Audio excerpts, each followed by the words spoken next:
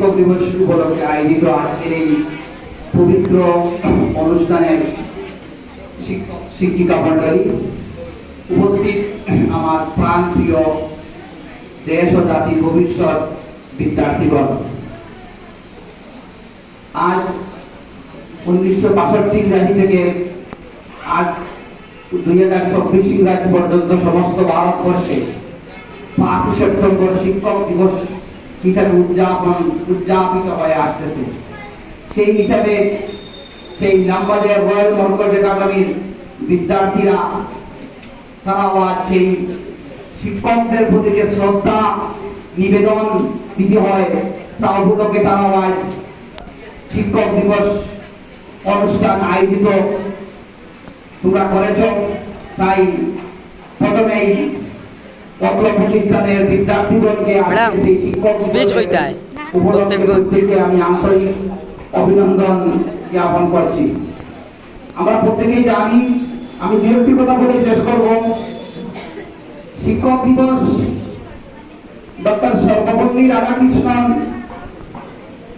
যে জন্ম হয়েছিল 5 সেপ্টেম্বর, ওনার সেই জন্মদিনকে উনি যখন বলেছিলেন ওনার জন্মদিনকে শিক্ষক দিবসে উদযাপন করার জন্য, তাই সমস্ত সেই শিক্ষক দিবস হিসাবে উদযাপিত হয়ে আছে। প্রত্যেক শিক্ষক, প্রতিটি ব্যক্তি কোনো না কোনোভাবে কোন একজন শিক্ষকের কাছে ঋণী। তাই শিক্ষক এমন এক বস্তু, শিক্ষক সেটার সমতুল্য কোন প্রফেশন পৃথিবীতে হতে পারে। অত্যন্ত শ্রদ্ধার উচ্চ শিখরে পৌঁছে দিতে পারে মানব সমাজকে। যে জাতি সমাজের একদম নিম্ন থেকে আকাশচুম্বিতে নিয়ে নিতে পারে একমাত্র শিক্ষক সমাজ। যে সমাজের একদম নিচের দিকে দাবিত হতে সেই সমাজকে সেই শিক্ষক সমাজেই পারে উচ্চ শিখরে পৌঁছে দিতে। তাই সমাজের বিশেষ একটি স্থান দখল করে রেখেছেন শিক্ষক সমাজ। 1948 ইংরাজিতে যখন সর্বপল্লী রাধাকৃষ্ণনের নামে যখন রাধাকৃষ্ণন কমিশন গঠন করা হয়েছিল, সেই রাধাকৃষ্ণন কমিশনে উনি যে পরামর্শ দিয়েছিলেন তৎকালীন সরকারকে, যে সরকারের যে 10% ব্যয় শিক্ষা লাভে ব্যয় করতে হবে। কিন্তু অত্যন্ত দুর্ভাগ্যের বিষয়, সেই সময় থেকে আজ অবধি পর্যন্ত সেই অনুপাতে ওনার সেই পরামর্শ অনুযায়ী সেই 10% ব্যয় যদি শিক্ষার খাতে ভারত সরকার যদি ব্যয় করতো, আজকে ভারতবর্ষের সেই শিক্ষার কোনো অবস্থা থাকতো না। আজ ভারতবর্ষের 100% মানুষ গর্বের সহিত আমরা বলতে পারতাম ভারতবর্ষে 100% লিটারেট পার্সেন্টেজ 100%। উনি যে কমিশন, উনি যে পরামর্শ দিয়ে দিয়েছিলেন আমাদেরকে, আজও সেই রাধাকৃষ্ণ কমিশনের গ্রন্থে তা লিপিবদ্ধ হয়ে গিয়েছে। ডক্টর সর্বপল্লী রাধাকৃষ্ণন এমন একজন ব্যক্তিত্বের অধিকারী ছিলেন, শুধু তিনি মাত্র দার্শনিক ছিলেন তা নয়, তিনি আধ্যাত্মিকতার চরম শিখরে উপনীত হতে পেরেছিলেন। আমরা জানি আধ্যাত্মিকতা বলতে কি, মানে স্পিরিচুয়ালিটি, যেটা রিলিজিয়ন নেই, ধার্মিকতা। আজকের সন্দিগ্ধ ছাত্রদেরকে উদ্দেশ্য করে বলবো, শুধুমাত্র পুঁথিগত জ্ঞান অর্জন করে সমাজে প্রতিষ্ঠিত এবং সমাজের উচ্চ শিখরে উপনীত হওয়া সম্ভব নয়।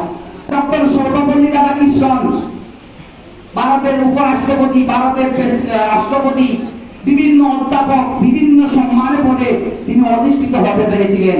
কারণ প্রথম কারণ হচ্ছে ওনার মধ্যে ছিল স্পিরিচুয়ালিটি, তিনি আধ্যাত্মিকতা।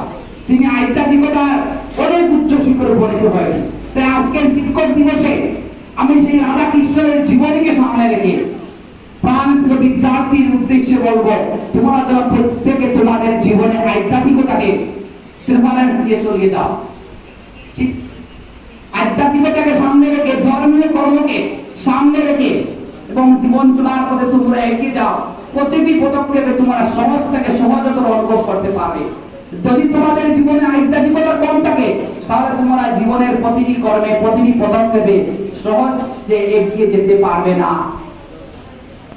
মহান সৃষ্টিকর্তা পৃথিবীতে যখন আবির্ভাব দিয়েছেন, মহান সৃষ্টিকর্তা পৃথিবীতে আবির্ভাব দিয়েছেন মানব সভ্যতাকে, নিশ্চয় কোনো না কোনো একটা উদ্দেশ্যে।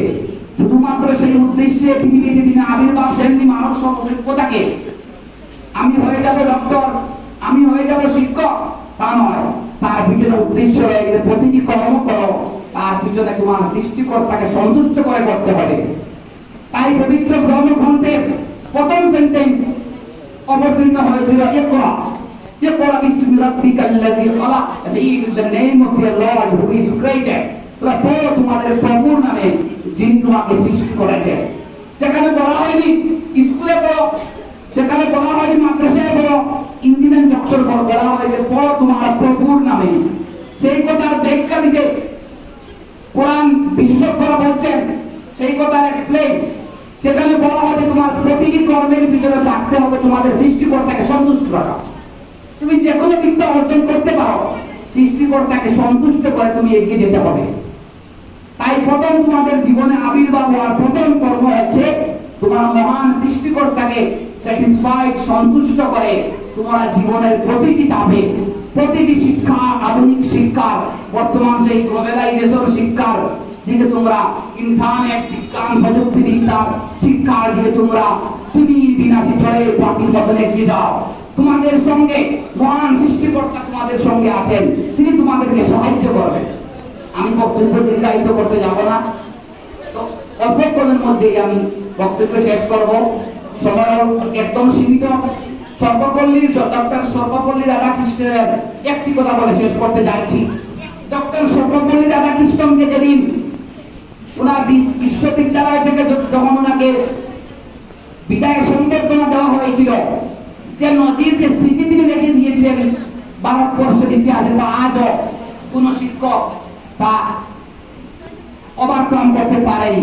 ওনার শিক্ষক ছাত্ররা ওনাকে যে বিদায় সংবর্ধনা দিয়েছিলেন, যেদিন ওনার শিক্ষকতা ইউনিভার্সিটি থেকে একটি গাড়িতে ওনাকে বসে স্টেশন পর্যন্ত ওনাকে সেই গাড়িটিকে দিয়েছিলেন, কিন্তু লক্ষণীয় বিষয় সেই গাড়িটিকে কিন্তু যান্ত্রিক ভাবে সেই গাড়িটিকে কিন্তু স্টার্ট দেওয়া হয়নি।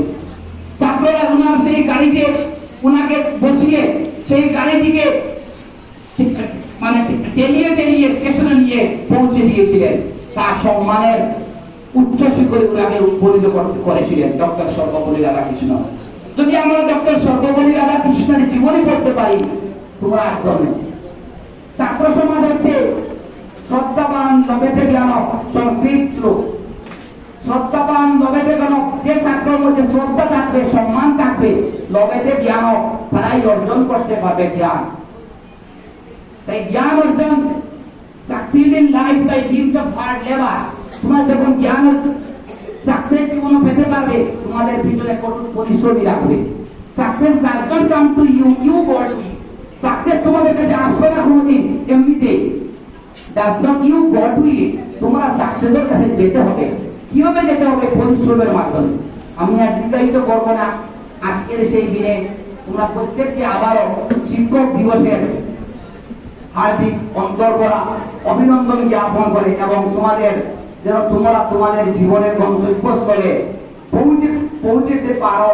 তোমাদের শিক্ষা ক্ষেত্রে তোমরা যেন এগিয়ে গিয়ে সমাজের বিভিন্ন অন্যায়ের বিরুদ্ধে বলিষ্ঠ ভূমিকা গ্রহণ করতে পারো, সেই আশাটুকু রেখে তোমাদেরকে অন্তর থেকে ধন্যবাদ জানিয়ে আমার সংক্ষিপ্ত বক্তব্য এখানে সমাপ্ত করছি।